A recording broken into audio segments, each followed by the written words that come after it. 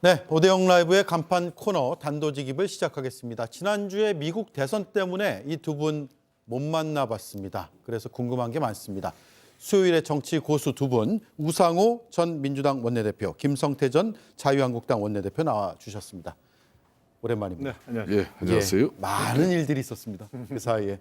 트럼프 당선 예상하셨어요? 네, 저는 뭐 트럼프 대통령 될 거라고 봤습니다. 아, 예. 저는 모 언론사 방송에 공개적으로 그걸 이미 한 3주 전에 예.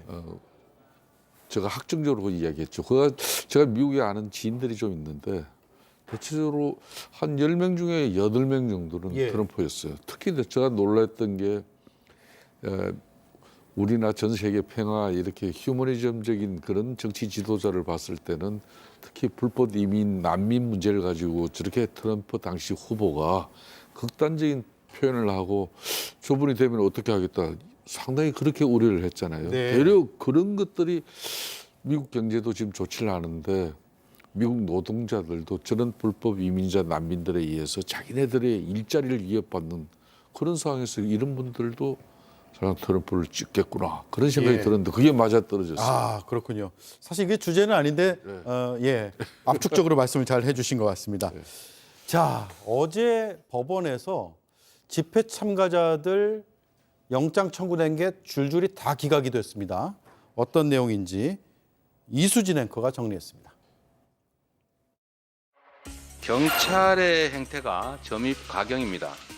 지금 한창민 국회의원이 경찰에게 폭행을 당해서 갈비뼈가 부러졌다는데 제가 그 현장의 영상도 봤습니다만 사람에게 경찰이 중무장을 하고 그렇게 폭력적으로 행동하면 되겠습니까?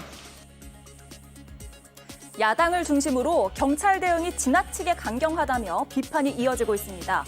일단 경찰의 복장, 이전과 달라진 건 맞는 것 같습니다. 지난주 경찰은 완전 무장을 하고 나타났는데 1년 전까지만 해도 그렇지 않았습니다. 자, 지금 보시는 장면은 윤석열 정부 때 진행된 민주노총 건설노조 집회인데요. 방어구로 방패 정도만 들었을 뿐입니다. 문재인 정부 때 횃불을 들었던 집회도 있었는데요. 경찰이 헬멧과 조끼를 착용하긴 했지만 소화기를 들고 다니며 불 끄기에만 바쁩니다. 자, 그런데 지난주에 찍힌 한창민 의원 제압 장면은 최근 경찰의 경향과는 달라 보입니다. 그래서 공안 정국이 다시 시작된 것 같다. 이런 비판이 제기되고 있습니다. 네, 저 장면은 이제 경찰에 의해서 한창민 의원이 좀 제압되는 듯한 모습이 부각된 장면이고 또 다른 장면을 보면 경찰이 좀 밀리는 장면도 있고 경찰에서는 100여 명 정도가 부상을 당했다고 주장을 하고 있고 뭐 이런 상황이에요. 바로 OX를 드리죠. 정부가 공안 정국을 조성하고 있다고 보시면 O 아니면 X 들어주시죠. 세모인데 O에 가까워 보이는 세모입니다. 알겠습니다. 세모부터 들어볼까요? 예. 제가 볼 때는 이제 공안 정국이라는 표현은 과거의 경험을 해보면 그 일제 검속이 진행됩니다. 그러니까 웬만하면 시민단체나 지하단체 주요 간부들을 집에서 그냥 체포해서 구금을 하거나 예. 또 야당의 대표적인 지도자들도 이제 예를 들면 그 법적으로 이 여러 가지 빌미를 가지고 이제 처벌하기 위한 소위 말하는 활동을 유축시키는 그걸 전방위적으로 하죠. 그리고 이제 사법 당국이 검찰, 경찰 등 사법 이 소위 말하면 이제 이 사법 권력을 행사하는 단위들이 공동 기구를 만들어서 예. 이걸 쭉 끌고 나가거든요. 이런 걸 공안 정국이라고 하는데. 아예 시스템적으로 한다 이 얘기는. 그렇습니다. 근데 이번 거는 이제 집회 대응의 양식이 바뀌었다 이렇게 말하는 게 맞고요. 지금 저 복장들은 제가 워낙 뭐 과거 운동권 시절에 많이 보던 장면이니까 저건 진압 장비입니다. 진압 장비요. 그러니까 시위를 질서를 지키게 하는 장비가 아니라 진압을 목적으로 한 말하자면 그 충돌이 있을 때에 그 충돌에서 자신들을 보호하면서 어느하게 진압하기 위한 장비이기 때문에 질서 유지 차원을 넘어서 진압을 염두에 둔 그러한 시스템으로 바뀌고 있다 이렇게 볼 수 있을 것 같아요. 아마 네. 주말마다 집회가 이루어지고 대규모 인원들이 참석을 하기 때문에 자칫 저 집회가 우발적으로 다른 방향으로 발전할 것에 대한 대책에 대한 회의는 한 것 같습니다. 그래서 네. 제가 볼 때 과거보다 다르게 대응하고 있다는 건 틀림없는데 총체적 공안 정국이다기보다는 이제 주말물 집회에 대해서 조금 더 저것이 좀 더 그 확산될 것을 우려한 그러한 대책을 세운 것 같다. 저는 그렇게 보여져서 세모 예.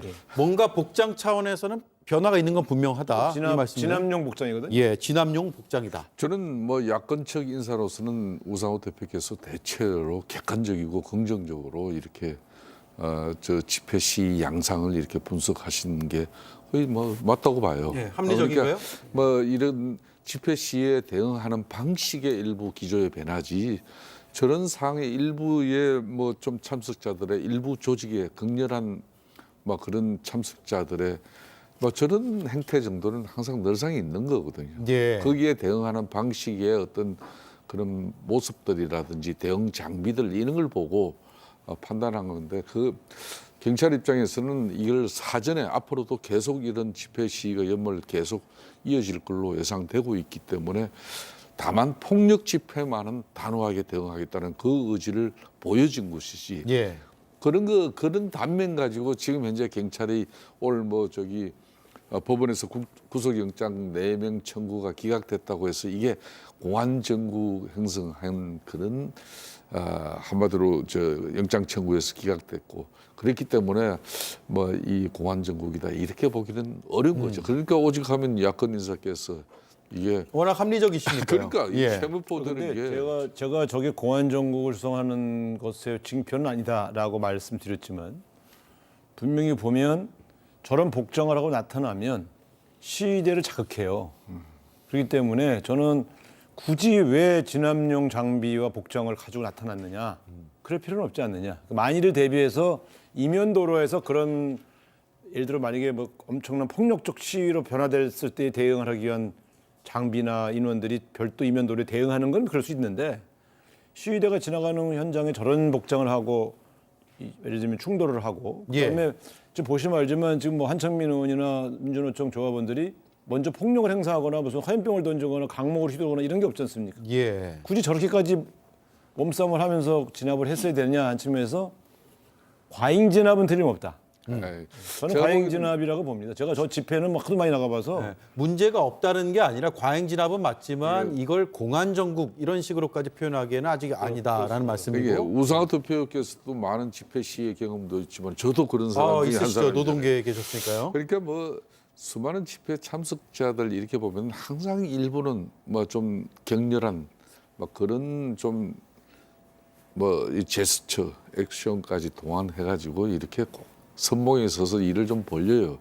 그런 인사본데 문제는 저런 참석자들이 조직적이고 체계적으로 이렇게 폴리스 라인을 갖다 헤치면서 이렇게 어디 목적을 두고 진출하려고 그럴 때 극한 대립이 되는 거거든요.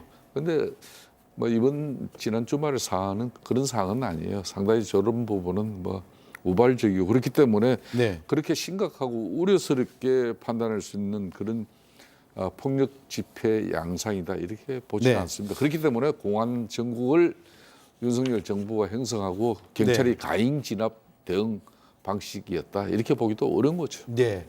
짧게요. 영장 청구는 그러면 과했다고 보세요? 아니면 충분히 할 만하다고 보세요? 영장 청구 과했죠. 과했습니까? 보통 과거의 영장 청구는 누가 봐도 물리력을 행사하는 경우, 그러니까 미리 준비를 해와서 예. 화염병이나 목이나 CFIF나 뭐 이런 거를 도구를 써서 예를 들어 경찰에게 폭력을 행사했거나 또 뭐 이런 경우에 국한해서 구속영장을 청구했지 집회 행진 과정에서 그 물리적인 충돌이 있다고 해서 그게 또 더군다나 그 원인이 경찰이 제공한 건지 시위대가 제공한 건지 특정하기 어려운 저런 상황을 가지고 일방적으로 구속영장을 청구하는 것은 또 과잉 대응이에요. 과잉 예. 진압 이후에 과잉 대응이에요. 제가 볼 때는 저렇게 접근하면 의외의 상황이 발생할 수도 있거든요. 그래서 저는 현명하지 못한 대처다 이렇게 봅니다. 네.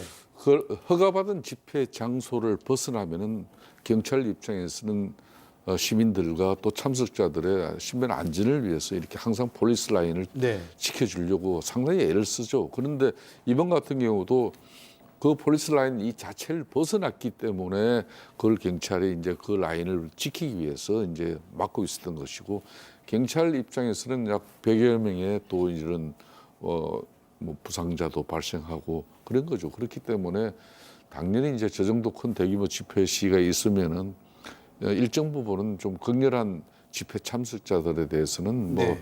이렇게 청구를 합니다. 네. 그러면 그게 받아들여진 경우도 있고 아닌 경우도 아닌 있고요. 경우도 있고 그런 예. 거죠. 그러니까 이번 사안을 너무 심각하게 볼 일은 아니죠. 네. 근데 어쨌든 경찰이 저 조심해야 돼. 과거 우리 백남기 농민이 그 광화문 집회 일대에서 과잉 진압에 의해서 그 물대포에서 희생됐었던 상황을 잘 반추해 봐야 됩니다. 그래서 그 제가 볼 때 이래요. 이제 평상시에 제한된 인원이 모이는 집회는 사실 통제도 가능하고 주최 측의 통제도 가능해요. 근데 이렇게 주말에 갑자기 더 많은 시민들이 몰려들어서 예. 애초에 계획한 것보다 더 많은 시위 인원이 몰렸을 때는 경찰도 애초에 예정된 폴리스 라인만 고집하면 안 돼요. 우리가 이태원 참사나 이런 걸 보더라도 항상 유연하게 좁은 공간에 갑자기 사람이 몰릴 때 올 수 있는 여러 위험들을 고려해서 필요할 때는 그 일정하게 갑자기 도로를 확 열어줘서 저 시위대가 지나가게 해줘야 돼요. 네. 근데 그 차선 하나 더 열어달라고 했다고 그래서 그게 시위대가 애초에 계획한 것보다 더 침범했다고 싸운 거거든요. 저게 시작은. 뭐 때문에 저런 바보 같은 짓을 하냐 이거예요. 예. 그 현장 경찰 그 지휘관이 유연하게 대응해야 되는데 저건 경찰 상부 옛날엔 유연하게 대응했어요. 현장에서. 저건 경찰 상부에서 만일을 대비해서 봐주지 말라 이렇게 지시가 내려온 것 같아요. 그러지 않고서는 저렇게 보통 저러지 않거든. 왜냐면 그렇게 학대 해석까지 할 필요 없고 미국 보세요. 내가 미국 좀 같은 경우는 진압- 사전 집회 시위 이런 존중해줘요. 존중인데 그 폴리스 라인이라는 걸 그리고 집회 그 장소 범위를 벗어났을 때는 여차없는 공권력이 행사되잖아요. 저는 뭐 굳이 미국까지 이야기 드리면 그럼 주말에 이렇게 가족들 나들이 그 수많은 교통 정체 불편 그걸 그냥 애초 그냥 집회 계획 없이 차선을 계속 늘어줘가지고 그러면은 전면적인 차선을 뭐 이렇게 통제한 그런 사전에 공지가 되고 뭐 이러면 또 모르는데 네. 거기에 갇혀버리는 시민들은 또 뭡니까? 그렇기 때문에 질서는 중요한 거죠. 아니 예. 물론 그렇죠. 그런데 네. 이 항상 현장 상황이라는 것이 계획된 것 이상의 다른 변수가 생길 때 그걸 지키는 것이 바람직하지만 현장에서 더 큰 사고로 이어지지 않게 하기 위해서 더 큰 충돌로 이어지지 않기 위해서 현장에서 유연성 있게 대처한 사례가 많이 있어요.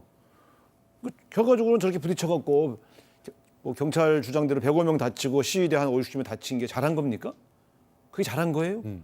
누구의 책임이냐 아니냐를 따지기 전에 그런 사고가 안 발생하도록 유연하게 조금만 열어주면 저런 일이 안 생겼어요. 예. 누가 그런 얘기 하더라고요. 이 집시법이라는 게 단속하고 이걸 억압하려는 법이 아니라 집회 시위를 좀 더 평화적으로 잘 치를 수 있게 하기 위해서 보장해 주는 법이다라는 얘기도 하더라고요. 그렇습니다. 예. 많은 것들을 느끼게 합니다.